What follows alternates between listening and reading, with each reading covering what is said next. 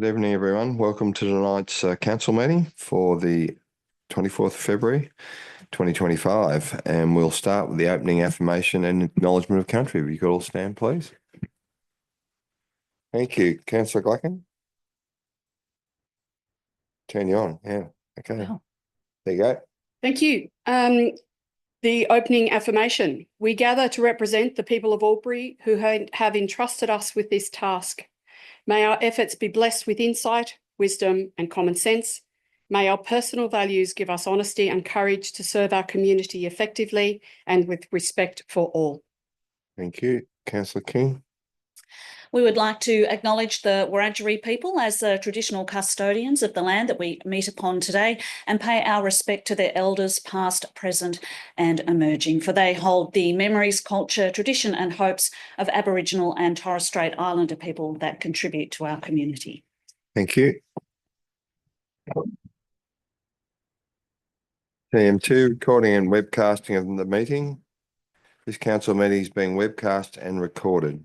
By speaking at the council meeting, you agree to being recorded and webcast. Please ensure that if and when you are speaking at this council meeting, that you are respectful to others and use appropriate language. Albury City accepts no liability for any defamatory or offensive remarks or gestures made during the course of this council meeting. An audio recording will be made for administrative purposes. Conflict of interest declarations received by the chair and disclosure of political donations. I've not been made aware of any. Mr. Zachnich. Thank you, Mayor Mack. Disclosure of political donations and requirements of the Environmental Planning and Assessment Act. The Act under Section 10.4 requires a person submitting planning applications or submissions regarding a planning application to disclose any reportable political donation and or gifts to any local councillor or employee of council. Reportable political donations include those of or above $1,000. There are no development applications for consideration at this meeting, and accordingly no further advice is required. Thank you, Mayor Mack. Thank you, Mr. Zachnich. We have apologies. Thanks, councillors. Thank you, Councillor Callaghan. Thank you. I'd like to move the recommendation that council receive and note and accept the apology of Councillor Cameron and grant leave of absence for the meeting. Thank you. Councillor Glacken. Happy to second that. Thank you. Thank you. Happy to put that motion. All those in favour? Anyone against? The motion is carried. I haven't looked up the screen then. He's not there. So definitely not here tonight. Okay, mayoral minute. There are no mayoral minutes and action plans for noting. Thank you, CM6. Thank you, councillors. Councillor Callaghan. I'd like to move the recommendation that the following action plans be received and noted. 1 through to 4, actions complete for noting only. 2, actions awaiting response from external parties. 3, actions in progress. And 4, long-term issues more than 3 months. Thank you. Councillor Bukowski. Happy to second that motion, Mayor Mack. Thank you. Councillor Callaghan, do you wish to speak to that at all? Thank you. There appears to be no questions or debate. Happy to put the motion. All those in favour? Anyone against? The motion is carried. Thank you. Confirmation minutes of the previous meeting held on Monday, the 10th of February, 2025. Thank you. Councillor Bukowski. I move that the minutes of the council meeting held on Monday, 10 February 2025 at 6 p.m. be confirmed. Thank you. Councillor Hudson. Happy to second that, Mayor Mack. Thank you. Councillor Bukowski, did you have any, did you wish to open debate? No, thank you. Thank you. There appears to be no questions or debates. Happy to put the motion. All those in favour? Anyone against? The motion is carried. Thank you. Reports from Community Forum, CM8, there are nil. CM9, notice of motion or notice of rescission. CM9.1, notice of motion draft Thurgoona Willinga Precinct Structure Plan 2025. Councillor Hudson. Thank you, Mayor Mack. It's quite a long one. I move as motion that Council 1 notes that an updated version of the Thurgoona Willinga Precinct Structure Plan, henceforth referred to as the TWPSP, is planned to be brought before Council for approval for public consultation in 2025. 2, acknowledges the critical role of community consultation in shaping the original 2013 TWPSP, including the community's values and expectations, and recognises the importance of ongoing engagement and transparency to maintain public trust and ensure development is aligned with the objectives of the TWPSP and the Towards 2050 plan. 3, requests the CEO prepare and present to Council a comprehensive report that A, identifies and quantifies deviations from the 2013 TWPSP by developments recommended for approval by staff since its adoption, with particular reference to publicly open space, including the quantity and quality of open space actually provided in developments compared to the plan's envisioned provisions. 2, community facilities and the degree to which developments align with the plan's recommendations for community infrastructure, such as community centres, childcare centres, sporting and educational facilities. 3, housing density and sustainable development and the extent to which subdivisions and built forms match the TWPSP's recommended housing density, dwelling diversity and sustainability objectives, including opportunities for medium density development in proximity to identified local centres. 4, conservation areas and the extent of impacts on endangered ecological communities and critically endangered ecological communities. 5, any other elements of the plan which have incurred significant deviations. B, assess the original objectives of the 2013 TWPSP that have not been met or only partially met and identify shortfalls and missed opportunities. C, provide recommendations on how to ensure future development approvals align with both the 2013 WPSP and the forthcoming revised version, particularly with regards to public open space, housing density, community facilities and environmental protection. And point 4, requires that this report be provided to council prior to consideration of the revised TWPSP so that councillors may be fully informed prior to making decisions regarding the updated plan. Thank you, Councillor Hudson. Seconder, please. Councillor Baker. Happy to second the motion, Mayor Mac. Thank you. Councillor Hudson, do you wish to open debate? Yes, I do. Thanks, Mayor Mac. I realise it's a fairly dense appearing motion. It's quite long, but put simply, it's a request for information so that we as councillors and the community at large can see both holistically and objectively how closely the needs of the community as set out in the plan have been achieved since 2013. This is information that council already possesses to some extent or another, but unfortunately, due to the fragmented nature of our planning system, it's incredibly difficult to get a complete picture of how development is meeting the needs of the community or otherwise in its totality. Guiding the sustainable development of Thurgoona Willinga is one of the greatest challenges of Albury City. It's the greatest challenge, one of the greatest challenges it's had, currently has, and will continue to have into the future. The expectation is that our primary growth area will accommodate some 40,000 additional residents over the next 40 years. And I believe this amount of growth is not tenable unless we get the planning right. I believe planning should lead development, not development. Development should not lead planning. So I'm seriously concerned about what we're experiencing in Thurgoona, and I've had this expressed to me by the community as well. Because essentially what we're experiencing in Thurgoona amounts to a death by 1,000 cuts. Individual developments, and this is not about any one development or any one decision of council, it's about the totality. There are small deviations here or there, which at the time may not seem like much, but I think, and what we need to see is the data which shows whether or not all of those little changes are having a more significant impact. I think one of the best parts about having a council of 9 councillors is the unique perspectives and insights that we all bring to solving problems. In this case, it's my perspective as a healthcare worker, I think, that's driving me to seek objective and holistic data. In the hospital, we collect data if we're concerned about a patient, vital signs, x-rays, pathology results. What we don't do is we don't look at all of those things in isolation or at only one period in time. We look at trends, we look at everything in its totality so that we can holistically treat the patient and meet their needs. And I think that this analogy can be applied to development that's occurring in Thurgoona as well. We look at individual DAs here and there. We see how things are, whether or not they comply with the development control plan or whether variations have been sought.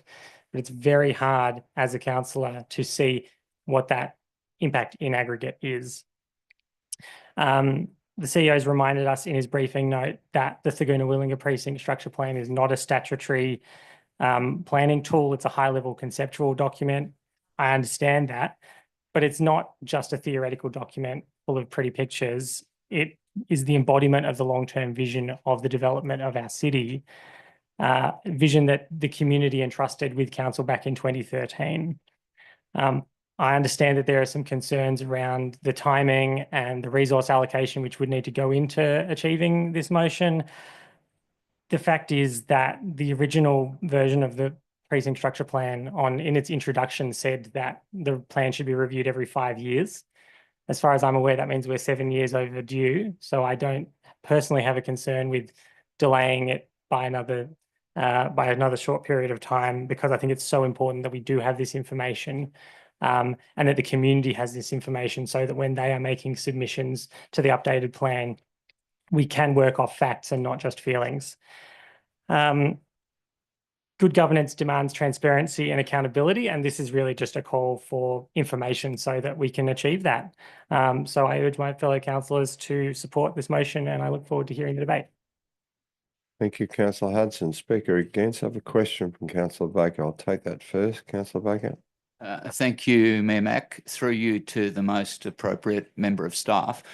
My question is, at the planning stage for any development at or in Thurgoona Willinga, how much weight is taken about the Thurgoona Willinga precinct structure plan when determining whether you wish to approve or oppose a particular development? So that's really my question. How much weight is put on that? Is it a guide? Is it something that you really try to adhere to, or is it something that's just there, you know, to look good? Mr. Christie. Thanks.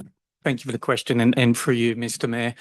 So the precinct structure plan, which was adopted by council in late 2012, came effective early 2013, was then adopted into our development control plan through part 19 of our development control plan. So it's referenced in any of those applications that deal with development out in Thurgoona. Some minor applications defer to other parts of our development control plan, like a single dwelling and the like, but larger developments such as subdivisions, commercial developments, larger scale developments, all assessed against part 19, which brings in the objectives and controls and relevant requirements of the precinct structure plan.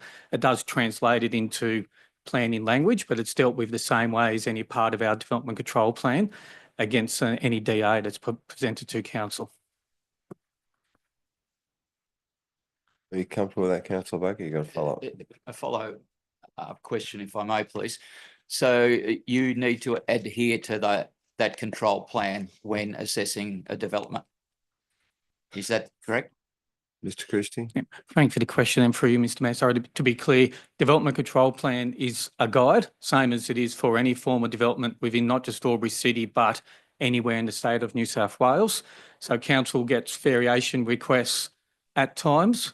As I said, whether it's for a single dwelling, whether it's for a large subdivision, those need to be clearly outlined, what the request is, what the impacts of that request are, and whether that request is appropriate, whether that variation is 1 millimetre from a setback or of a larger scale. So to be clear, development control plan is not a piece of legislation.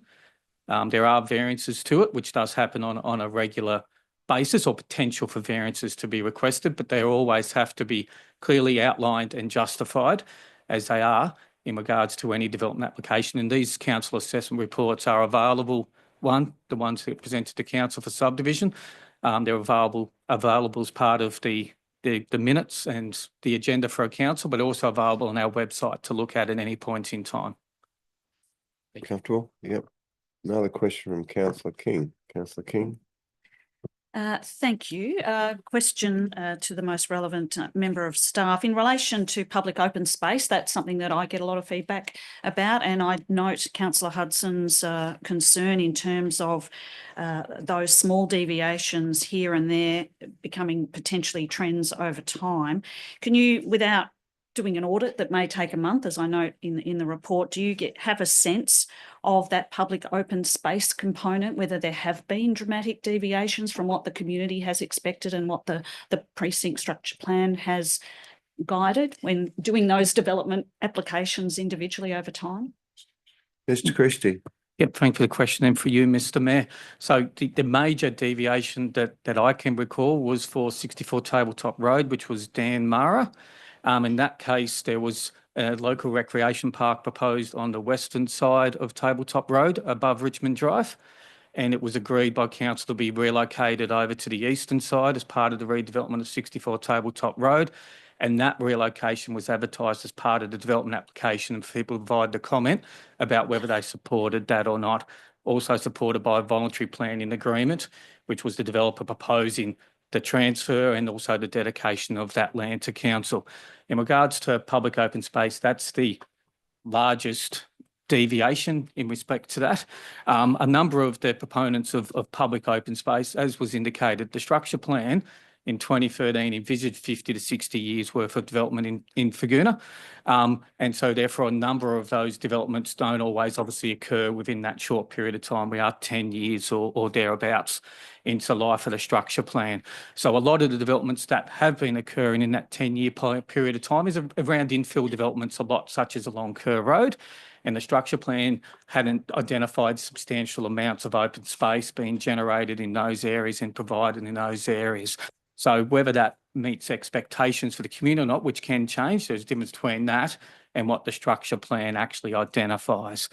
Councils may recall with Woolshed Estates for stage 4 and 5, we had an application there around potential for open space where we did see the developer provide open space over and above what was provided, which was declined in as they want, and obviously council's decision was made accordingly. But the open space, for example, for that woolshed is on the southern side and part of that current application before council being stages 6 to 10. So that was one where it's around the timing of the provision of the open space more than the actual absence of the open space being provided. And that's one of the things that the structure plan is looking at, and was in the discussion paper released in March last year, plus also to come through, was around trying to marry that up with community expectations and trying to get that delivery of these elements more coordinated with those expectations, and looking at time in there has been one of the components of the structure plan that could be improved, and one of the components that's looking at being improved as part of the review. Thank you. Happy? Yep. Okay, over speaker against Councillor Clacken. Thank you. Through you, I wish to speak against this motion. I understand the reasons as to why Councillor Hudson has put this motion before council. And it relates to the review that we're undertaking with reference to the Thurgoona Willinga Precinct Structure Plan, and it will be entitled 2025. And the reason is that in essence, the 2013 plan was from 2013. Time moves on, everything moves on, and nothing remains constant. Any plan is similar to that. And as we've heard from our staff, it's a guide, it's a plan, it's something that is created over a significant period of time. And the work on, just to highlight this, the work on the 2025 structure plan has been ongoing for some considerable years now. And it's because it involves so many components, so many other plans feed in to this larger overarching plan. I do not believe that we should be retasking our staff to undertake this detailed investigation, because the staff are already undertaking some of this, a significant component of the requested work from Councillor Hudson's motion, as they are developing the Thurgoona Willinga Precinct Structure Plan Draft 2025. They're undertaking that work because they are reviewing, in essence, as is requested by Councillor Hudson, the 2013 plan. They're reviewing that holistically and in plain sight of government agencies, in plain sight of our community, and through community consultation, significant community consultation. Our staff are aware of the planning applications that have been received, the developments that have been undertaken. Our staff, as we've just heard, are able to answer questions about what deviations have been affected or happened in that area since 2013, and specifically as the question was about open space. I believe that most of this will be provided to us in some form or another, and in fact a lot of it will be touched upon in the report that comes to council ultimately. That would then be for the plan to go out to public consultation at some stage. We will, as councillors, receive numerous presentations from our staff We will have significant community consultation during the draft community consultation period.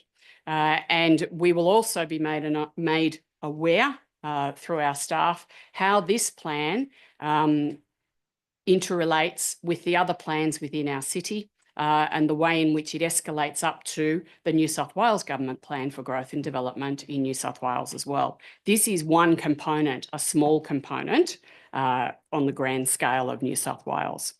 So I tonight respectfully cannot support this motion from Councillor Hudson. However, I acknowledge that a significant amount of what he has asked for will be provided to us by the staff with their progress of the plan for 2025. Thank you.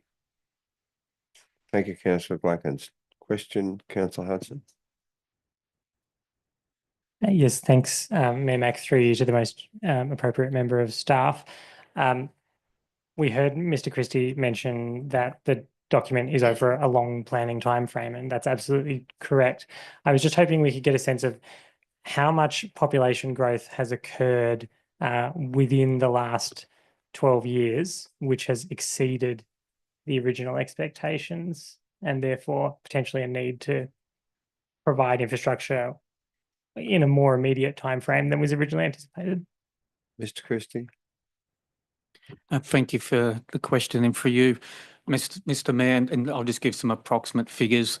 When we started the structure plan, Figuna was around 6,500 people, thereabouts. It's currently sitting at around double that, in that ballpark of 12 to 13. So it's sitting there at around that, 700-800 persons over that last 10 to 12 years in population.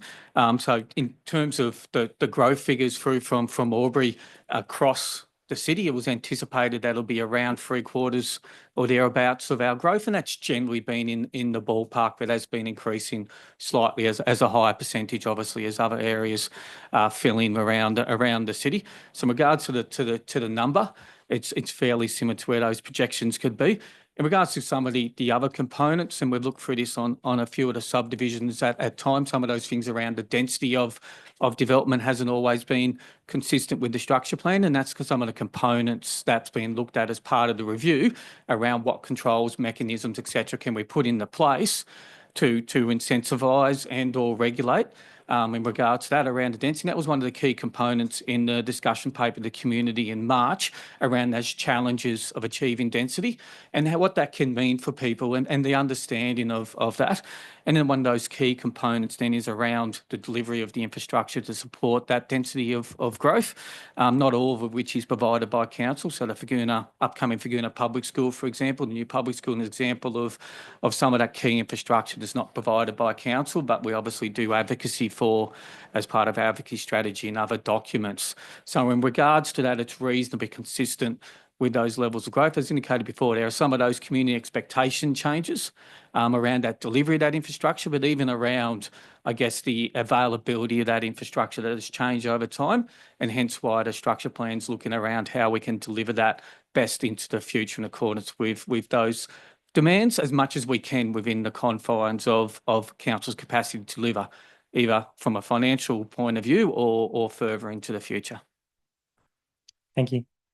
Thank you. Question, Councillor Callan, then the Speaker against. I think you have two questions through you, Mayor, to the most relevant staff member. What are the implications of this motion on other projects, planning and resource strain, and in particular in regards to the 2025 Thurgoona-Willinga Precinct Structure Plan? Mr. Christie.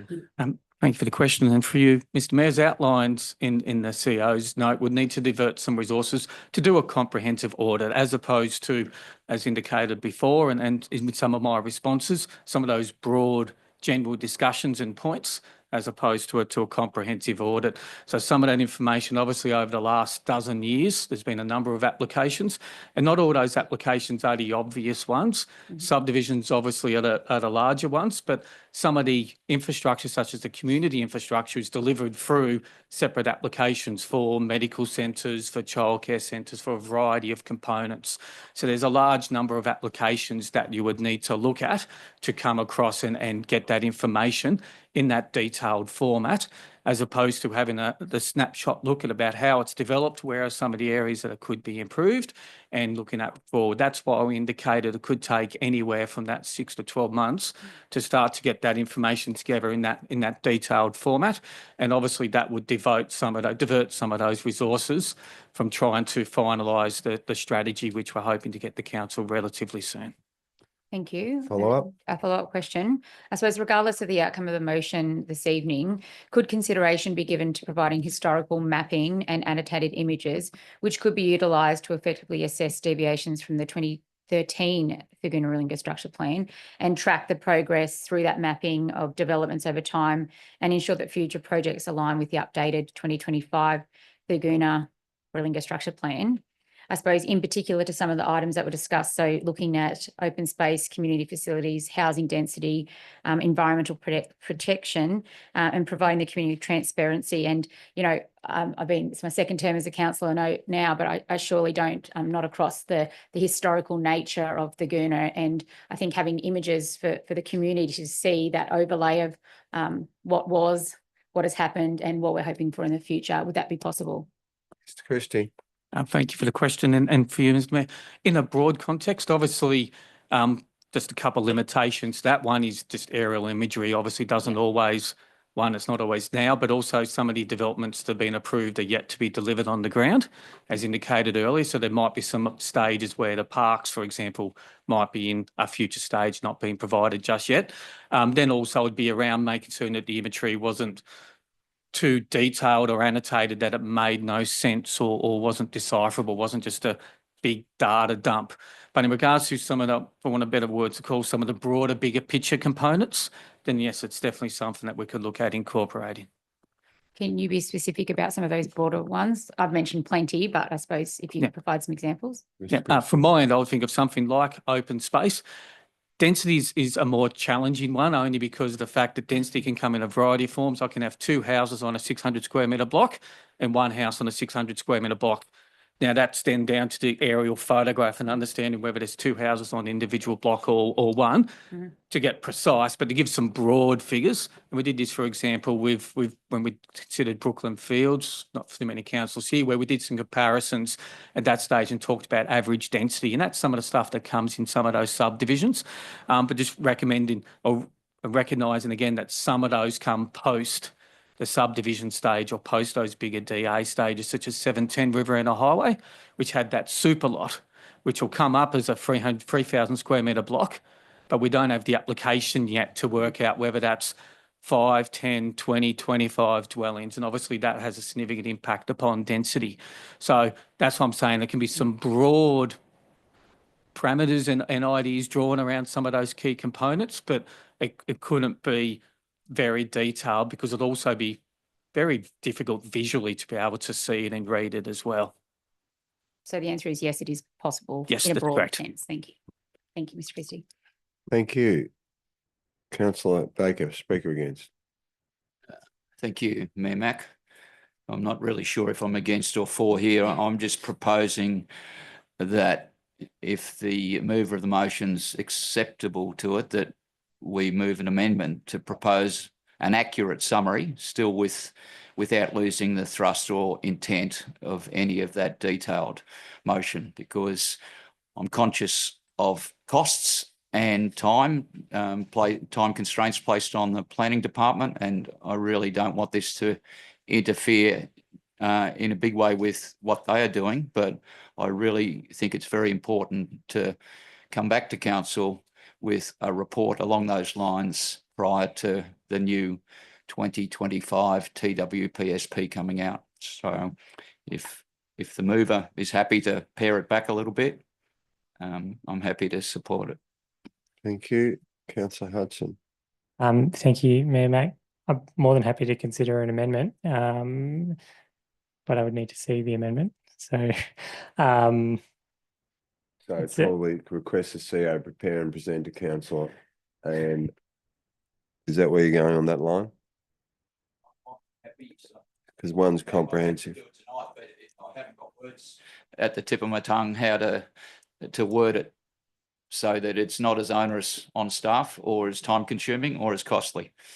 but still getting the information in a broad sense back to us. Yep. Councillor Hudson. Again, happy to consider any amendments. I think so far what we've heard is that a lot of work has gone into the original plan, and absolutely it has. That's why we need to get it right. And we need data to do that. The community absolutely is being consulted, and I think that's why we need the data to allow them to do that and provide submissions which are evidence-based. I'm being asked to agree to an amendment which I haven't seen, so this has put me in a bit of a tricky position.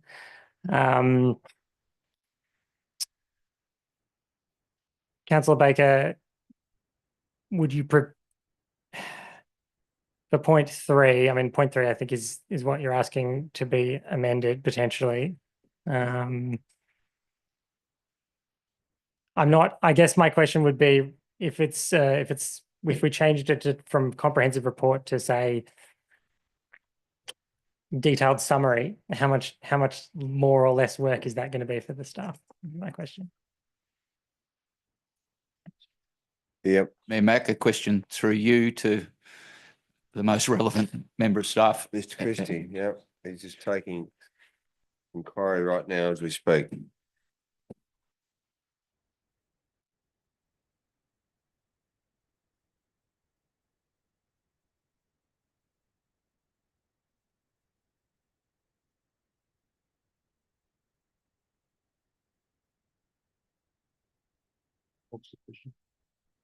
What it would take to do that with an accurate summary? Is it any different?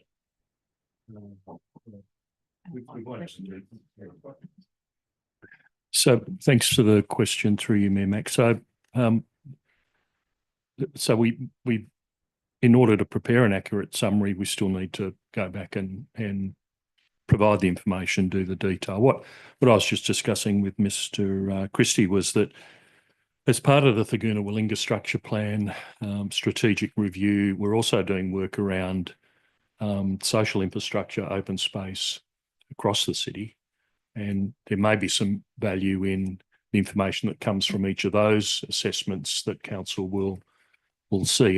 It's not through the lens, though, specifically of what's been the change from 2013 to 2025 for Thurgoona Willinga. That's the only rider on that. But we could potentially source some of that information, and we'll come to council, but not in a Thurgoona Willinga focused form. So that will certainly give us a sense of not just Thurgoona Willinga, but across the city. What are the gaps in terms of open space, social infrastructure, and the like? Not specifically targeted at Thurgoona Willinga. So that's just really for information, whether that assists or not. Take a question from Councillor Glacken while we're going. Thank you. Through you, Mayor Mac, to the most relevant member of staff. Can you confirm, please? My understanding is that when we receive, notwithstanding the information we've just been provided, when we receive the draft Thurgoona Willinga Precinct Structure Plan 2025 presentations, briefings, draft plan, and the report that goes with that, much of the detail within those documents will cover off on areas raised, not to the level of detail as requested, but more to the level of detail as suggested by Councillor Baker as an alternative motion. Is that the case? And if so, would we be better just to not have this motion tonight, but ask the staff that these areas be provided within those briefing notes? Mr. Christie. Thank you for the question, and for you, Mr. Mayor. In short, yes. So if we go back to the discussion paper released in March, it identified some of those areas for focus areas for improvement. For example, some of those, were improved subdivision outcomes, better centres, increased community infrastructure, and better environmental protection. So we'll start to look about how it's achieving some of those goals. It just won't do it by doing a comparative audit of order decisions. We'll take a broad picture of what those decisions have led to and the current picture, and what is the recommended way forward then to move towards where there may be any gaps or objectives or stuff that we want to keep doing because it's working well. Happy? Yep. Councillor Callaghan, question? What is the expected timeline in receiving the TWPSP 2025? And if this motion is approved, we know it's 6 to 12 months, but when are we looking to receive that information? Thanks for the question again, and for you, Mayor Mack, my apologies. In relation to the structure plan, we're aiming for an end of April presentation to council for a draft at this stage. We're getting very close to a finalised draft. As I indicated before, discussion paper was out 12 months ago, in essence, for the community. We were still receiving submissions. We actually received one last week with some details. We're still just finalising some of those last components of detail, but at this stage, we're aiming to present to council hopefully at the end of April, sorry. Comfortable? Seeking Yeah. permission to exhibit. So did you answer the question about if this motion was carried, what extra time that would put on No, we know that that. process? 6 to 12 months, we know that. Yeah, okay, Yeah. thank you. No further questions or debate. Just to speak against this motion, primarily because there was a couple of us in the room that were involved in the 2013 Thurgoona Willinga strategy as well as the tabletop strategy. They were quite comprehensive processes where the community were actively engaged and a lot of considerations were made about the needs and requirements of that community. If you fast forward to, I think more than 7 years, it's actually 12, Thurgoona Willinga has evolved. There are multiple facilities there that weren't there before. Aged care, 2, childcare centres, I think last count 3, churches, university was already there, but essentially the things that we committed to have evolved. Diamond Drive has evolved and certainly was within that structure plan. And when you ask the question about large subdivisions, Brooklyn Fields was refused by the council of the day for various reasons, and one being biodiversity, another being the structure of entry and egress and ingress into the estate, the retention basin, the parks, the green space, and all the things that we speak about in this room tonight. Again, Woolshed was refused for the same reasons, stage 3 and 4, because of the lack of green space and the contention that the E1 corridor was suitable for kids to play in, which becomes a little bit gregarious. I think the recent Hilltop development has allowed for what we originally put in that plan for a community hub and shops and other things, elements within that precinct. So I think all in all, when we consider each subdivision on its merits, we take all the elements of that plan into consideration. Whilst they're indicative, that we do consider them and make sure that we maintain the integrity as best as we can, but they are a guide, and a guide that, which I agree with Councillor Hudson in some ways, needs to be updated, and the current community need to understand this is how far we've come. Now it's your turn to determine what happens for the next 10 years, because Link Road's another one that was committed to in that plan in 2013. And it's taking its own form as well, because there's considerable issues with congestion and other issues out in that precinct. But as it evolves, I think we're pretty much being faithful to the plan. And I think whilst I'd like to see some minor detail, what did we achieve with green space? What did we do? But elevations and all those things within that corridor are different in every way. So I'm comfortable with it. I think a 2025 document will give the community an opportunity to reflect on that. I think Councillor Callaghan's idea about proposing to put an overlay across what has and what hasn't happened as best as we can, and during the consultation process, review that and understand that. I think generally the staff do a great job, and as best they can under limited resources now. I think this would be a big bite of the pie, and I think you could do a couple of these things at any different time, but I think this is too onerous, and I don't think there's any reason to suggest there's not been any transparency or any honesty attached to this plan, so I won't be supporting it. So, Councillor Hudson. Thanks, Mayor Mac. Thank you to the councillors for their contributions, and particularly thank you to Mr. Christie for answering all of our questions. We've heard how much work has gone into creating the original plan, how much community consultation has gone on. Yes, exactly. That's why we need to stick to the plan. So much time, so much staff resources, money, and community energy has gone into it. My concern is that if we produce a nice big glossy document in the 2025 version of the plan and we don't stick to it, and then by 2037 we're having this discussion again, I'm not sure there'd be many industries where you wouldn't do a comparative analysis of what you've done versus where you are now. So the fact that we're basically suggesting that's what we do, we don't do that it is what it is and we push on, really doesn't sit well with me. We've certainly had, this is absolutely not this does not come from a position of saying there's been no transparency. Far from it.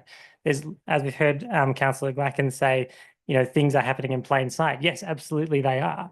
But the fact that they're so complicated that it would require the staff 12 months to prepare this report, to me says, how on earth can we expect the community to understand what's going on if it's that complicated for the people who are intimately involved in these decisions? So to me, every argument we've heard tonight about why we shouldn't do this is actually an argument for why we should do it, frankly, because it is so important, because this is an extremely large component on the grand scale of Albury, perhaps not on New South Wales, but certainly in the grand scale of Albury, this is the big component of the future of our city. And that's why it's so important that we do have the data so that we can see where we've come from and where to next. So I thank everyone for their contribution, and we'll see where we go from here. Thank you, Councillor Hudson. Now to put the motion by division, all those in favour? Councillor Hudson, Councillor Mack. All those against? Councillor Baker, Councillor Bullivant, Councillor Bukowski, Councillor Callaghan, Councillor Glacken, and Councillor King. Motion is lost. Thank you. Okay, we have CM10, presentation to deputations, 10.1 Albury City Youth Council 2024 annual report. Thank you. We have Oliver in our midst.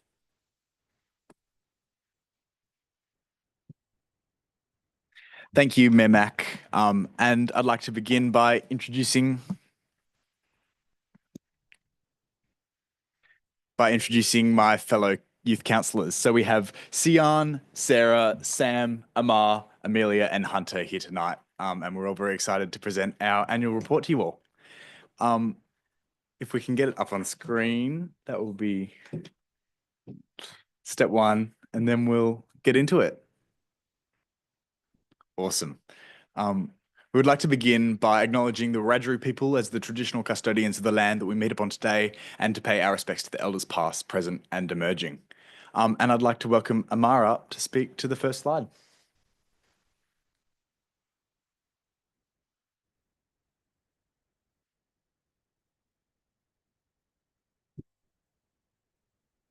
Hello, my name is Amar. So this is just a short summary of what we achieved in 2024. So we continued to advocate a strong voice for young people in Albury. In total, the Youth Council met 27 times during school terms for weekly Tuesday meetings. Youth councillors discussed topics presented to them by Albury City staff or by consultation from external organisations. And I think another member will speak about all the organisations that consulted with us. Each member could also share an item of their own, bringing attention to something from within their school or somewhere else in the community.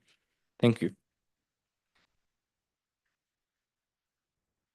So each year, the Albury Youth Council, they nominate the members within the council to different roles in the group. These roles require additional commitments and are often called upon to represent the Youth Council in Albury City in various capacities. And I'd just like to quickly speak to my role as the Albury Youth Council Youth Mayor.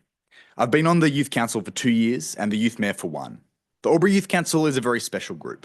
Living regionally can often present challenges for young people, especially when it comes to opportunities beyond the schoolyard and into the community. We are a representative group, sure, but that for me isn't the purpose that frames this team. It's about young people who want to do good, a collective of the youth from the community who come along each week to learn and to volunteer their time. Between us, this past year, we estimate that we've contributed about 1,000 volunteer hours to the community through our meetings and our events. But the true value of the Youth Council lies beyond these volunteer hours. It's about ensuring young people are heard and included in the decision-making process. Often, young voices are dismissed as inexperienced or naive, but the truth is that our perspectives are unique and essential. We have a stake in the future of this community, and our insights are shaped by the unique challenges we face growing up in a regional city. This year, we've consulted on Mama, on the Lavey Pump Track, on the Early Years and Young People Plan. We've met with the Communities team and the Community Safety team, and each time we've shown that young people bring ideas that matter and that we deserve to be taken seriously. What makes this group remarkable is its diversity. Not everyone who sits on the Albury Youth Council is a school captain or a public speaker or someone with an obvious leadership background, and that's what makes it work.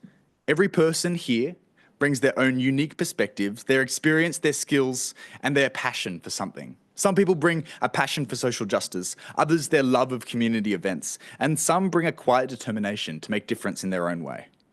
Leadership isn't about titles, it's about action, and every single member of this team has demonstrated that through their commitment and their hard work.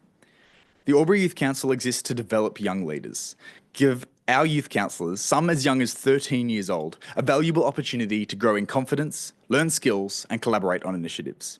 The Prime Minister recently spoke about the importance of young people developing confidence in themselves and around their peers. I believe this program perfectly embodies that sentiment by bringing together a group of diverse young people with different ages, schools, and ambitions, all united by a shared desire to make a difference. Over the last 2 years, I've had the privilege of witnessing the real impact of young people when they are given a platform. I feel that this group helps to bridge the gap between young people and the broader community. Youth engagement isn't just beneficial, it's essential. As my time as Youth Mayor comes to an end, I want to express my gratitude. To my fellow youth councillors, thank you for your dedication, your ideas, and your belief in the power of young people to create change. To the Albury City Council, thank you for giving us this opportunity and for valuing our voices. I encourage you to continue to foster this connection, ensuring that youth participation remains a priority. I may be stepping away from my role, but my belief in the importance of youth leadership remains strong. Young people aren't just the future, we're the present.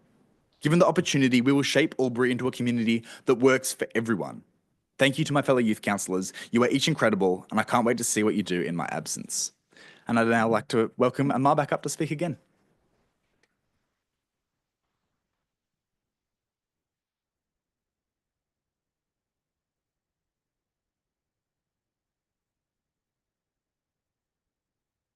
So here are some of the events that we attended as a part of our youth council. So we attended the Regional Youth Leadership Summit, which was held in Hay.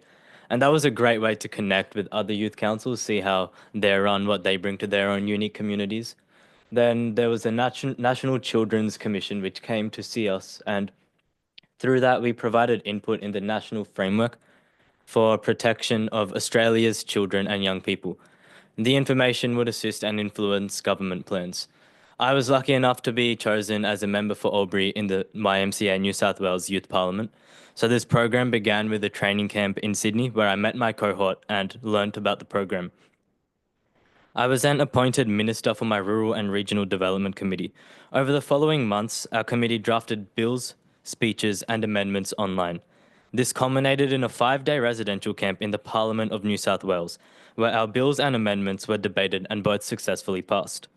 I focused on improving accessibility to services in rural and regional areas, utilising technology and mobile services to provide education, recreation, healthcare, and more.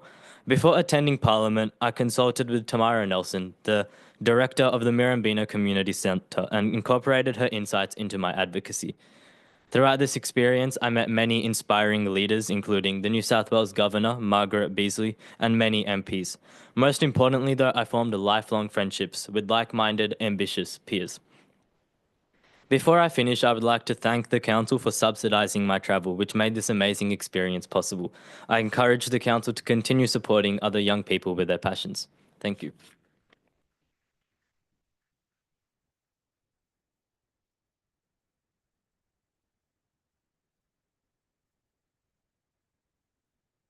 The Youth Council is more than just a consultative committee. We advocate for the issues and interests of young people, whether within the council setting or out in the community. So this is an example of a project and initiative that some of the youth councillors took part in earlier in 2024. And they consulted with Susan Lee, the deputy leader of the Liberal Party, and the shadow minister for communications about social media and the bill that the New South Wales Parliament put forward around young people and social media. So that's a great opportunity that some of the youth councillors took advantage of. And then I'd like to invite Sam up to talk. Oh. Sam's gone, so I will again talk once more. So these are some of the consultations that the Youth Council's been a part of this year. And then obviously these are often from within Albury City and they come down and they talk to us. Oh, they can also be external, for example, Susan Lay and other groups like that. So the Mama Strategic Plan was just when the director and some staff from Mama, the art museum, came and talked to us about the way that young people would get engaged with art in their community, and we gave them input on that. The pump track in Lavington is just a classic example of something that affects young people in the Albury community and something that we had some input in. The Early Years in Young People Plan, of course, is very important to the Youth Council, and that's another thing that we just provided some input on things that are important to us. The homelessness strategy and the community safety team, they also came and consulted just to get some youth input on their projects. And then this is also me, isn't it? Okay, I'll go one more time. So the Youth Council takes part in all sorts of forms of representation in the Albury region and especially within Albury Council. So the Crime Prevention Committee and the Sustainability Advisory Committee are council-run committees that I've had the privilege of sitting on a few times on those different committees, and different representation comes from within the Youth Council to sit on those committees. Often the Albury Youth Council sends a representative to citizenship ceremonies, and then that's something that we take pride in as welcoming new citizens into our community. We often take part in community events and launches. For example, the Cool Schools program and the Wellfest event were great initiatives in the Albury community that we took part in and helped to staff as volunteers. The New South Wales Youth Parliament you just heard about from Amar, and this is the second year that we've had someone from the Albury Youth Council go and represent Albury in the Youth Parliament. And then Places to Love in Lavington, I went to that opening, and that's just another example of an Albury Council project that the Youth Council's had some presence at. And then I'd like to invite the Deputy Youth Mayor, Sarah, to talk about the Gindamana Sports Carnival.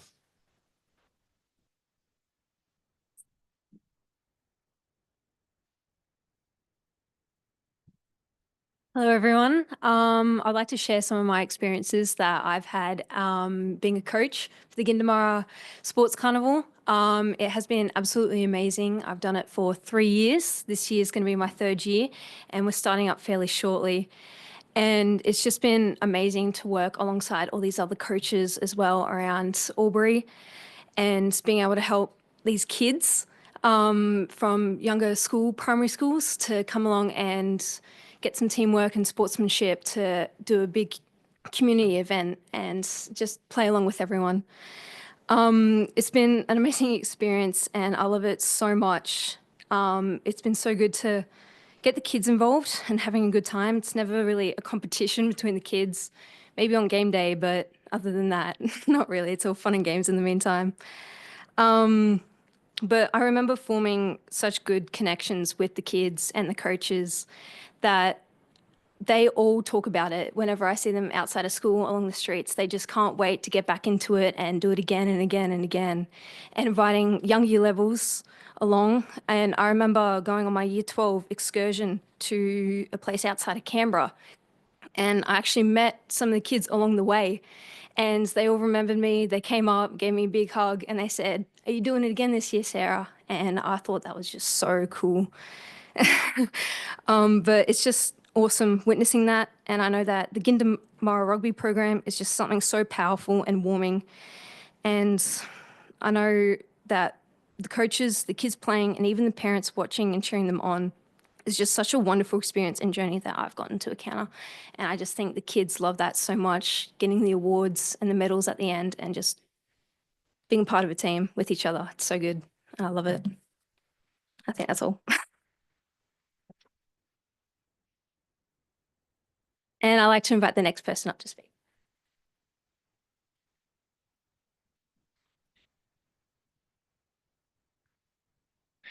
It's me again. So often the Youth Council goes along to council projects and initiatives, especially event launches like Places to Love. So I went along last year now, which is mind-boggling. And I just spoke a little bit at the opening, and we just tried to get a bit of the youth voice and youth message out at that council forum. So the Albury Youth Council assisted the cultural activation team in the setup and pack down of the event. They also delivered fun events on the day and distributed Retro Connect cards and information about upcoming events for programs for young people.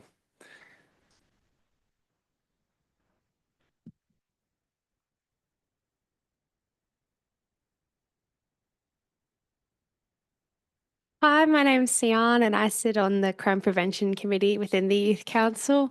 The Winter Solstice is a project that I absolutely love. I've taken part in it even before I sat on Youth Council. I worked on it within my school, Trinity, and it's something that really means a lot to me and a lot to people in the community. So when I was able to actually go as a volunteer and help around on that night, it really meant a lot. And it truly was a beautiful night. Everyone had fun, everyone participated. And it genuinely was a really meaningful and very special night for our Albury community. And I know that it's something that all the youth councillors loved going to and loved experiencing for another year. And we cannot wait to do it again this year.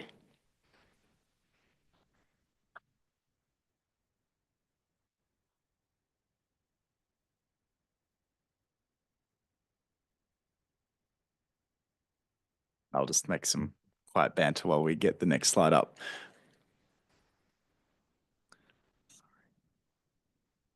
Oh, there we go. And I'd like to invite Amelia up to talk about the Winter Glow and Youth Council's part in that event.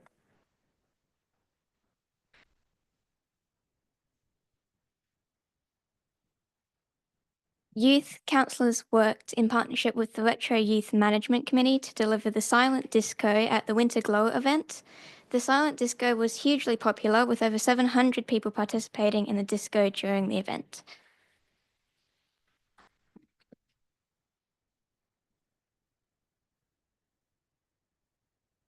The Cool Schools Award Night is something that the Albury Youth Council has been working on for a few years now. And we often have the mayor come along to present some awards. And it's just a chance for young people in the Albury community to go down to Melbourne and record some of their original music and some covers in a professional setting. And it's just a great opportunity for young people. And so every night we host an award program in the Retro Cafe, and young people come and they play some music and they get an award. And I think that's a really great thing that the Albury Council runs.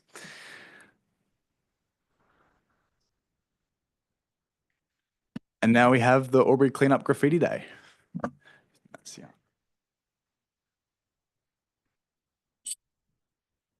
I'm back. As an artistic person, as someone that loves to draw, someone who loves to sing and act, one thing I don't appreciate is graffiti. It can be beautiful when it's consensual. So basically, when we were asked to go do Cleanup Graffiti Day, I put my hand up immediately. I love cleaning and being able to clean this space, a space that I've always wanted to be able to use, but was always discouraged from using because of how dirty and disgusting it looked. Being able to clean that was really rewarding for me. So we had 3 of our older people, myself, Oliver and Sam. We went around in our hazmat suits and our chemicals, and we went around scrubbing the whole place. And then we had the younger members run by Sarah and Tom painting that fence that you can see there, and it is not finished. We will get back to that eventually. But yeah, it was a really rewarding day. We got to watch a lot of kids have fun, and we genuinely had a lot of fun. We got to clean. Not everyone likes cleaning, but I like cleaning, so it was really fun for me. We did some parkour to try and get some of the really hard graffiti that was really like up there. I don't know why people put it up so high. But yeah, it was really fun. There was food. Food is always a bonus, and it was definitely the incentive for most people to be going along. But yeah, it was really fun. You got to watch all the kids skate as we cleaned, and they got to skate on a clean surface, which is really great. And it was just really rewarding to be able to restore such an amazing space.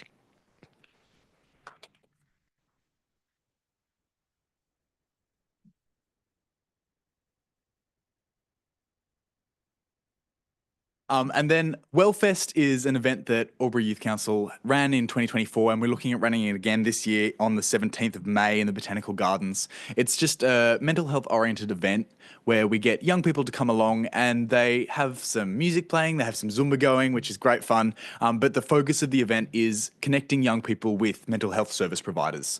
So we invite all of them to come along and set up a stall.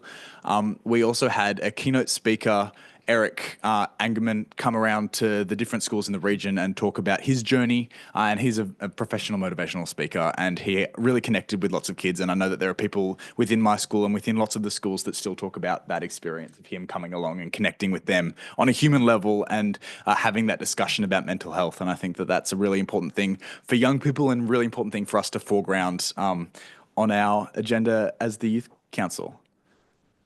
And that's the end of our presentation. Thank you very much for listening and coming along, and thank you to the council for hosting us. It's meant a lot to me over the last couple of years, so thank you all very, very much.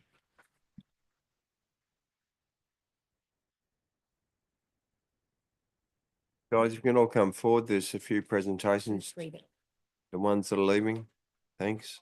I think the others need to be with them. All of you come up. 3 of you are getting presentations. The others, don't be disappointed. That's your rule.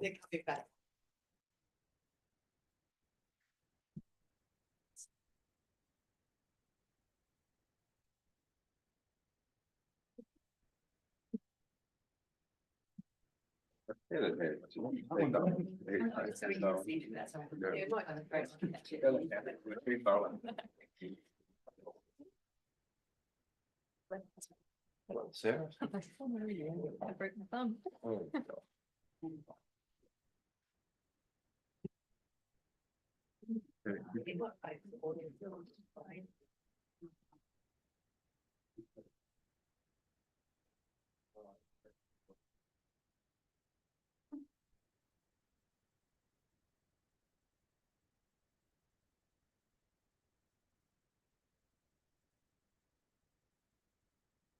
have your chocolate.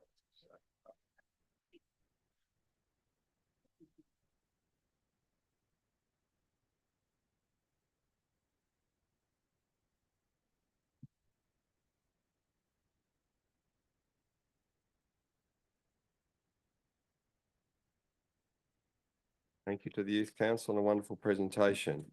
Reports from minutes of committees and working parties. CM 11.1, there are none. Documents for sealing, there are none. CM 13, Officers' Reports Consideration. CM 13.1, World War II Memorial Bowl Upgrade Contract number 24/02539. Thank you, Councillor Bullman. Thank you, Mayor Mac.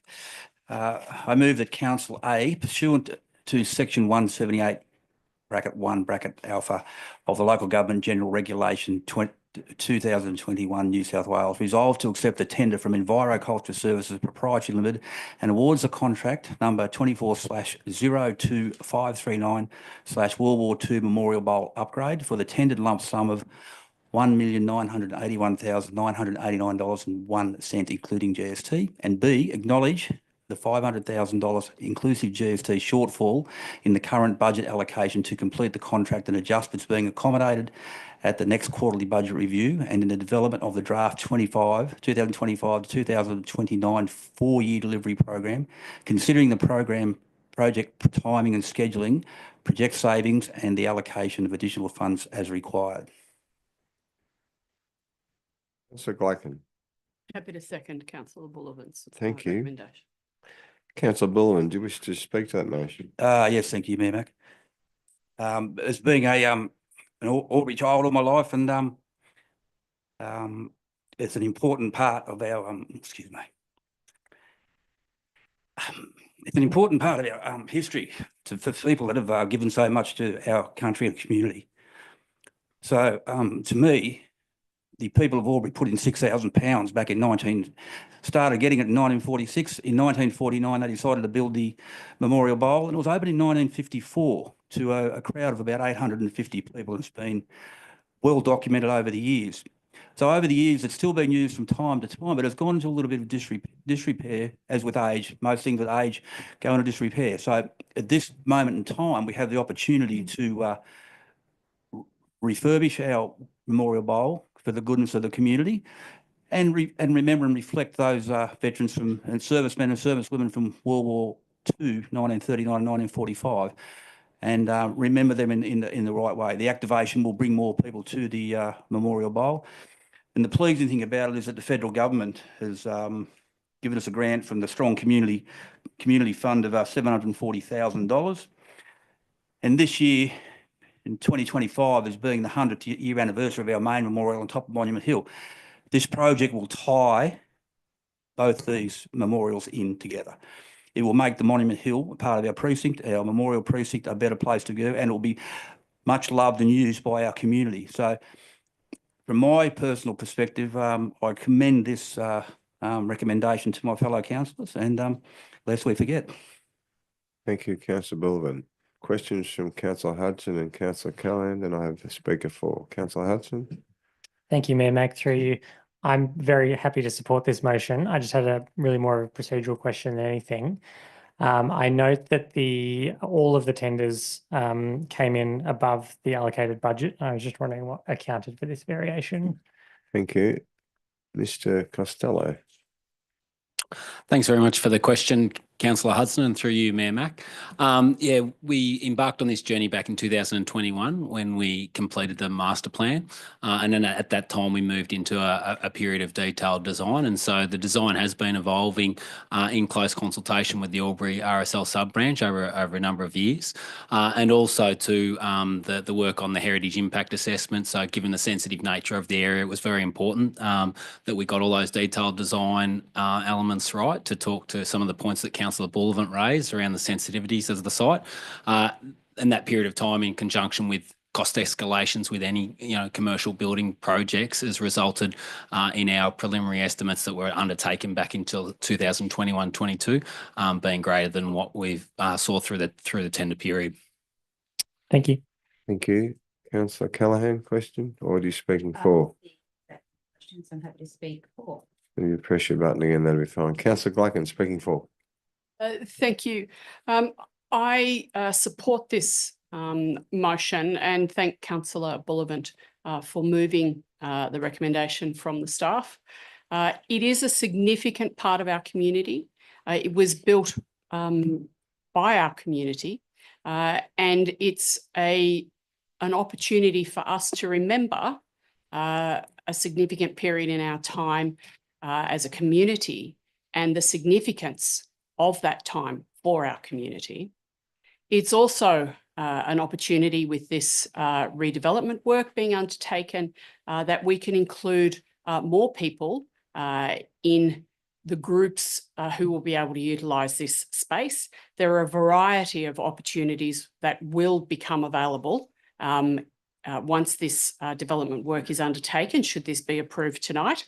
And that will mean that even more people will be able to reflect, utilise the space, but also reflect on our community's history and the history of the people in that community.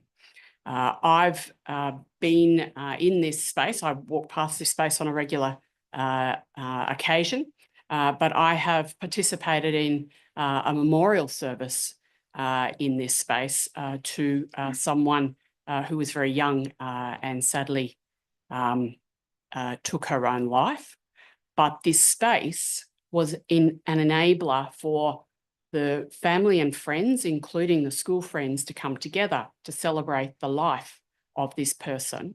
And it was a very appropriate space. Part of the upgrade will be gym equipment and play equipment. That will not detract at all from the opportunity that we will have as a community to continue to commemorate, to remember World War II and the community in that time.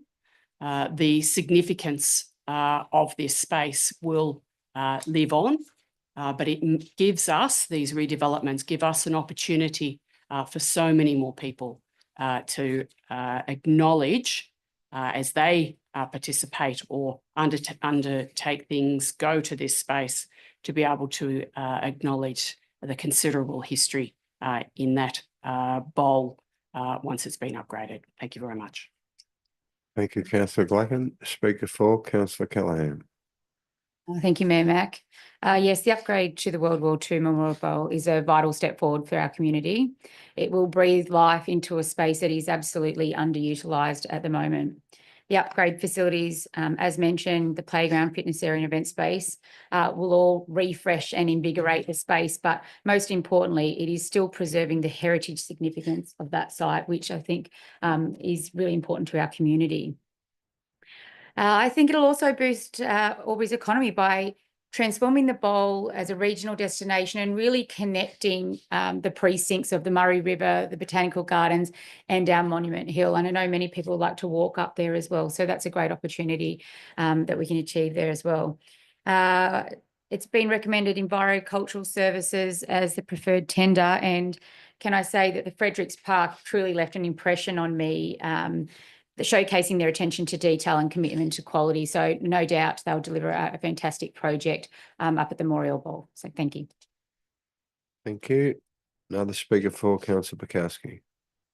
Thank you. Just quickly, investing in an upgrade of our World War II memorial, I believe is more than just a physical improvement. It's an act of deep respect and gratitude for those who have served and continue to serve in our Defence Forces. And it is my genuine hope that this upgraded memorial becomes a place for future generations to really begin to understand that there was substantial and significant cost associated with the freedoms that they enjoy today. So that'd be this. Thank you. Councillor King, speaker for. Only to compliment fellow councillors for their comments in debate. A quick shout out to the Albury RSL sub-branch for their leadership on this project, and also feedback from the local community and the residents. It's great to have such impact when, such input when you're developing these plans. So I thank everyone and very much the leadership of the Albury RSL sub-branch. They do a lot of work behind the scenes, and I think this is a real tick for what they've been able to do to help have great input into this project on behalf of the veteran community. Thank you. Councillor Baker, speaking for. Thank you, Mayor Mac. I would also like to echo what every other councillor has said. I grew up 100 metres from that Memorial Bowl and spent countless hours there with the kicking the footy, playing cricket, all those things. And it has lain largely dormant, in my opinion, for a while. And it's really good to have the focus back on it, because I'm sure it could be used for a lot of really important events, really. It's a great space and it's unique. So really happy to support this. And I think it's going to be money very, very well spent for our community. Thank you. Speaker for, Councillor Hudson. Thanks, Mayor Mac. I too wanted to thank the Albury RSL sub-branch for their efforts in making this project a reality. I'm very happy to support the rejuvenation of a space that's so meaningful for so many in our community. And I'm really pleased to hear about the care and consideration that's gone into the project, given the nature of the space. Okay. And just to tidy up, I will speak for, and I wish this journey has been quite a long one with the former councillor, Councillor Doxey, who's very passionate about all things RSL, but without great leadership, you don't have great outcomes. And certainly the RSL have led that through his tutelage, and I think the memorial is evidence of that.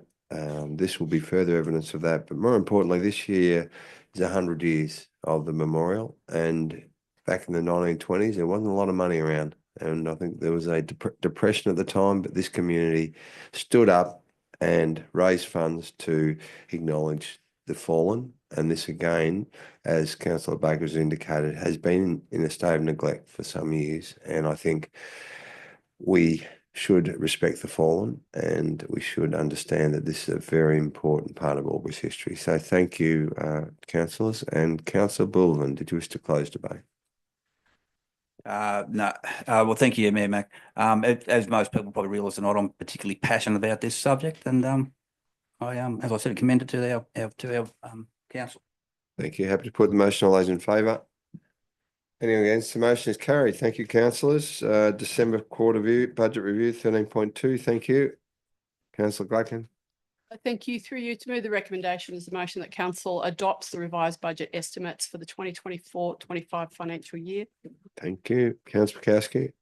To second the motion, Mayor Mac. Thank you. Councillor Gladkin, did you wish to open debate? If there are no questions. There is one. if you'd Okay, like. happy to take the questions. Yeah. Councillor Callaghan, question. Thank you. I have a few, if you'll indulge me. Through you to the most relevant staff member. Albury City is seeking to find savings to reduce our deficit, and it's really obvious, I think, in the papers this evening. I think just for clarity for our community, what does this look like as a figure year upon year over the next 4 years? Mr. Finlayson. Through you, Mayor Mac, thank you for the question. So Albury City, the general fund specifically, we recorded a $20 million deficit last financial year. So we're aiming to achieve a break-even result by 26-27 over the remaining 3 years. So that's improvement of around $6 million or so each year. We're forecasting a result of $12.7 million this financial year. Thank you. Further question? I do. What role will our community take in shaping the decisions about the future direction around service delivery, given that we're reducing costs and there'll be implications there? Mr. Finlayson. Through you, Mayor Mac, thank you for the question. We are actively improving our budget currently as reflected in the September and December quarter budget review. We are looking to utilise the draft budget exhibition process as a further opportunity for community consultation, also drawing upon what the community previously told us through exhibition of the community strategic plan and also previous community satisfaction surveys. Thank you, Mr. Finlayson. Just one final one. It mentions it in the paper, but what alternative revenue streams or partnerships have been explored to address the limitations of traditional funding sources? Mr. Finlayson. Yeah, through you, Mayor Mac, thanks for the question. Albury City's got a long history of identifying alternative revenue sources rather than relying on rates alone, whether that's commercial revenue streams or user fees to reflect user pays. We're also currently reviewing our draft fees and charges, which are going to be on exhibition for the next financial year. Thank you. Thank you. Further question, Councillor Hudson. Thank you, Mayor Mac. Through you to the most relevant member of staff. I note that the CBD bike loop plan has a $300,000 variation against it. Given that this is a grant-funded project and that we've seen other grant-funded projects have, rightly or wrongly, the state government withdraw funding because of delays, just wondering if you could speak to how that the expenditure, how the expenditure difference may affect that or not. Mr. Finlayson. Through you, Mayor Mac, thank you for the question. It is a priority project, particularly being a grant-funded project. We are looking to consult with the council group as part of the upcoming budget briefing sessions and put that to the council with the Forward Works program. That is a significant project which supported by grant funding in the order of $1.8 million, as I understand it. In terms of the details, in terms of specifics, we can happily provide additional information if required. Comfortable? I just had a couple more questions. Similarly, I note there's a number of expenditure reduction in projects, 150,000 for movement and place corridor review, 125,000 for developing a walking and cycling network improvement plan, 100,000 for extent vegetation mapping, and 100,000 for the biodiversity offset scheme surveys. Just wondering if you could speak to why there's been reductions in these projects. Mr. Finlayson. Yeah, thank you. Through you, Mayor Mac. We've been reviewing our forward budget for this current financial year to assess what we're likely to deliver given current priorities and resourcing. So many of those adjustments are just reflecting what we think will be the likely outcome by the end of the financial year. It's not saying that those projects won't be proceeding, they will be proceeding, and we're looking to progress those with the council group. Thank you. Question, Councillor Baker. Thank you, Mayor Mac. My question relates to how council officers and councillors can work in tandem to identify projects and work towards cutting our costs. We can't continue to spend what we're currently spending. So I'd be curious to know that. And are they all going to be in tandem? Because there's one item where we've saved 150,000 that just absolutely incenses me because that was not worked out in tandem. So that's the question. How can we do this in partnership? Mr. Finlayson. Yeah, through you, Mayor Mac. Thank you for the question. Yes, so we'll take a partnership, not just council officers and councillors, but also the community. We're looking for opportunities to engage both with the council group and the community. We had a recent briefing in preparation for this report to council where we discussed not just the December quarter budget review adjustments, but also our progress regarding the adopted financial sustainability improvement plan and what will be required to achieve a break-even result as targeted. Happy, Councillor Baker? Comfortable with that? Thank you. Happy with the answer. Thank you. Councillor Gleichen, do you wish to open debate on this item? Thanks. Thank you.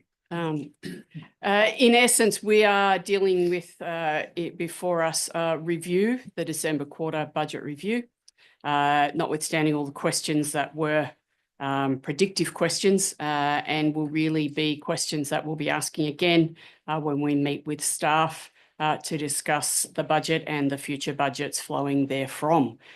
So I acknowledge that this is a review from the December quarter, historic review. Thank you for your questions, councillors. Excellent. There appears to be no further questions or debate. Happy to put the motion. All those in favour? Anyone against? The motion is carried. Thank you. We have the 13.3 draft submission to Office of Local Government, a new model code of meeting practice. Councillor Callaghan. I'd like to move the recommendation that council endorse the draft submission to the Office of Local Government discussion paper, a new model code of meeting practice. Thank you. Councillor Bullman. I'm happy to second that, Mayor Mac. Thank you. Councillor Callaghan, did you wish to speak to that? I do. Thank you, Mayor Mac. Just a quick one there. I'll be brief. No, just take your time.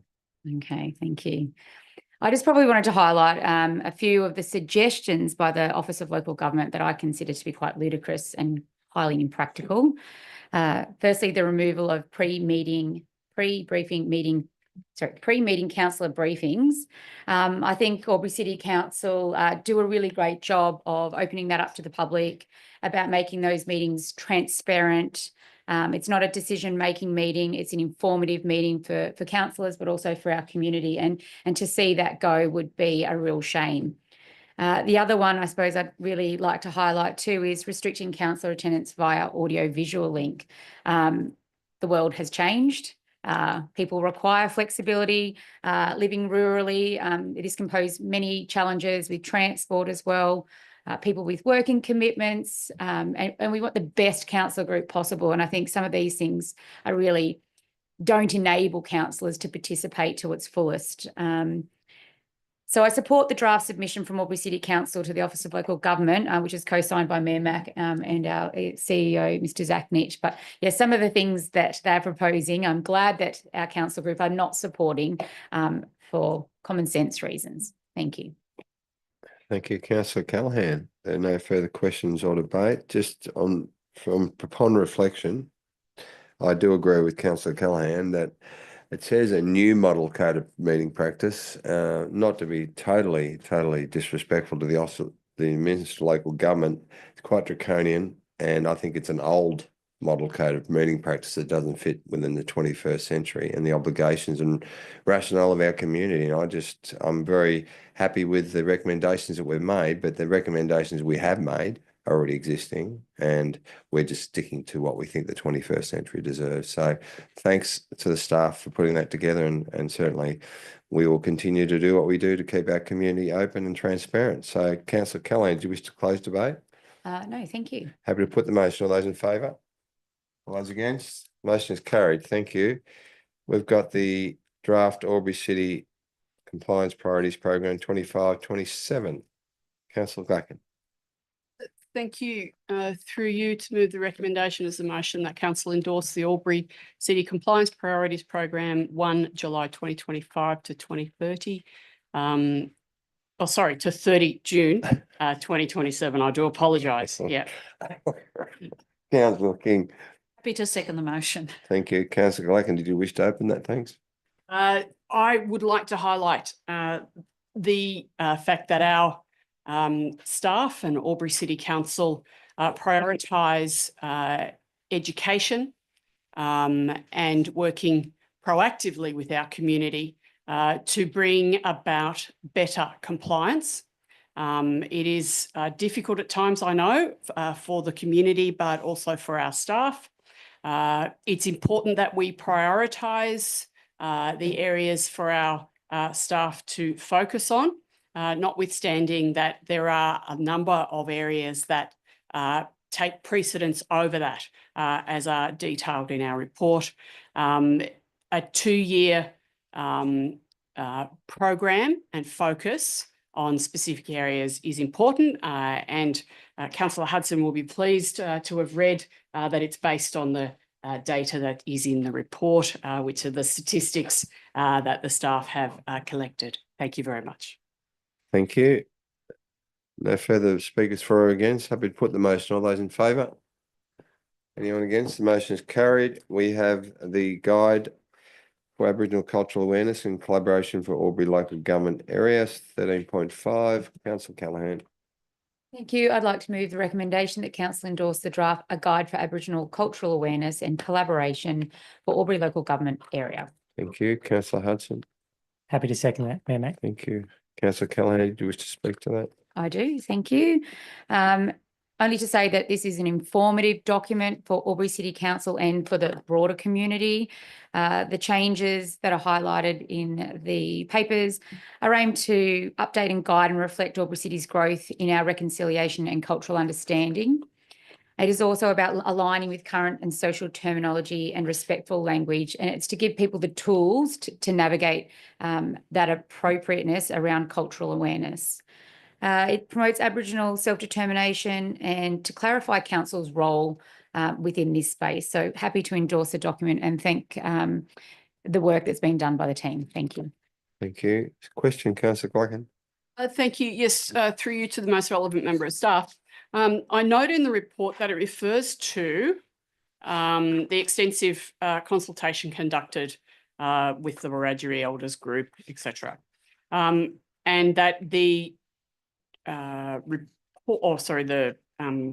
document is not going to go out for community consultation on that basis. Now, I'm most conscious that we would usually send documents out for consultation, even though they have been drafted by experts in their own field. So noting that, can the staff confirm why it is that this document is different? And I can only imagine it's because they are minor changes from the previous document. However, I would be pleased to hear from our staff on that. Ms. Code, thank you.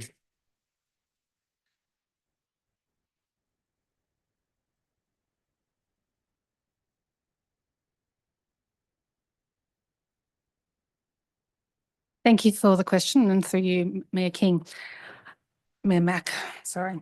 In relation to the process of making sure that this document is appropriate, there's 2 key things to consider. One of it is that, first of all, it is a guide. It is not something that binds the rest of the community. It is best practice. It is informative protocol. It is to guide the community. But more importantly, this is a document that has been developed by the Aboriginal community, by the elders, by the people who are the experts in the area, by the people who have an understanding of their law, of their traditions and their customs, to inform us, the rest of the community, how we can respectfully work together in partnership. So therefore, it is something that is not for others to change, but for others to come along the journey towards reconciliation. Okay, thank you very much. Okay. There appears to be no further questions or debate. Councillor Callaghan, do you wish to close debate? No, thank you. Happy to put the motion. All those in favour? Anyone against? The motion is carried. Thank you. We have the draft Albury City Fraud, Corruption Control Policy. Thank you, councillors. Councillor Glycan. Thank you. Through you to move the recommendation as a motion that Council A endorse the draft Fraud and Corruption Control Policy, B place the draft Fraud and Corruption Control Policy on public exhibition for 28 days, and C, if no submissions are received seeking amendment, the draft policy be adopted and included in on the Albury City Public Policy Register. D, rescind the 2018 Corruption Control Policy. Thank you. Councillor Bullivant. Happy to second that, Mayor Mac. Thank you. Councillor Glycan, do you wish to speak to that? Very briefly, this is an important document for Albury City. It's a reminder for us as a council staff, as well as councillors, that we need to be ever vigilant and ensure policies are in place, that practice happens, and that checks and balances are undertaken. We are a community, really a community entity. Our community spends a lot of money through us, and we need to make sure that we get the biggest bang for our buck for our community. This document is one part of ensuring that. Thank you. Thank you. No further questions or debate. Happy to put the motion. On those in favour? Anyone against? The motion is carried. Thank you, councillors. Reports for noting. Officer reports for noting. 14.1 investment balances. Thank you, councillors. Councillor Gleichen. Thank you. Through you to move the recommendation as a motion that council receive and note the investment balances report for the month of January 2025. Thank you. Councillor Bukowski. Happy to second the motion. Just have a question before we open debate. Councillor Hudson. Thank you, Mayor Mac. Through you to the most relevant member of staff. I note a marked decrease in non-fossil fuel holding investments, appears to be a bit more than 20% since August 2024. The report says this is due to the redemption of term deposits to assist with capital expenditure. So noting the importance of reducing our exposure to highly damaging investments, I have two questions. Was there an equivalent reduction in investment with fossil fuel holding banks, and what will be done to ensure our investment balance in green investments increases again? Mr. Finlayson. Through you, Mayor Mac, thank you for the question. So yes, we've had some term deposits that have matured, and so for cash flow purposes, rather than reinvesting those, we have been turning them into cash so that we can make upcoming payments. In terms of our current policy, we give preference to local institutions and also green investments if they're relatively competitive with the market, so within 2.5%. Separately, there have been some examples where they haven't quite met that mark. We do review our investment policy annually, and that review will be coming up to council for consideration in June, as we do each year. You got a further question? Yeah, thank you, Mr. Finlayson. Just to clarify, so the term deposits, obviously they were from the green investments. Was there also reduction in non-green investments for the same reason? Yes. Mr. Finlayson. Thank you, Mayor Mac. So I appreciate the question. So it wasn't us selecting which investments not to roll over and which ones to roll over with the same institutions. We're effectively, in that period of time, we were effectively withdrawing the investments no matter what was coming up. So it wasn't a selection type process, if that answers your question. Okay, thank you. Thank you. Move, it was Councillor Blackman, was it not? Thank you. To speak for this motion, looking at the investment balances as they came at the end of January. So we're looking at, in some instances, significant historic information, investments that have really been undertaken over a number of years. And to highlight something I raised in the last motion to council, the last report, and that is, as a council, we are responsible for our community's money, and we need to make sure that we get the biggest bang for their buck and achieve the greatest outcomes. One of those responsibilities is to ensure that investments are made responsibly, notwithstanding the fact that Albury City Council has a clause in our investment policy that we will forego some income so that we can support the fossil fuel less banking and investment structures. That's not necessarily what I agree with, but that is within our Albury City Council policy. So thank you to the staff for providing us with this information. Thank you. There are no further questions or debate. Happy to put the motion. All those in favour? Anyone against? The motion is carried. We have 14.2, the Two Cities One Community Strategy Action Plan 22-2025. Progress updates 1st July 2024 to 31st of December 2024. Councillor King. I move that council receives and notes the Two Cities One Community Strategy Action Plan 2022 to 25 progress updates 1 July to 31 December 2024. Thank you. Councillor Callaghan. Need a second. Councillor King, did you wish to open debate on that?